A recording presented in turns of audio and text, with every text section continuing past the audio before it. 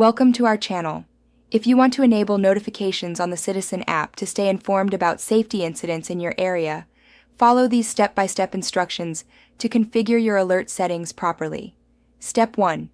Open the Citizen app on your smartphone and ensure you're logged into your account. Step 2. Tap on the profile icon in the bottom right corner of the screen to access your account settings. Step 3. Select Notifications or Alert Settings from the menu options to view your current notification preferences. Step 4. Toggle on Push Notifications if it's currently disabled.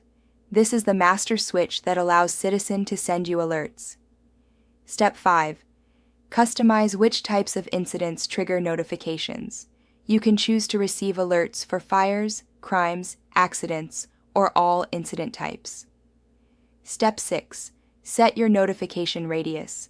This determines how far from your location you'll receive alerts. You can adjust this based on how much of your surrounding area you want to monitor. Step 7.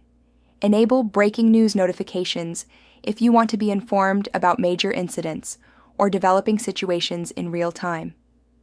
Step 8.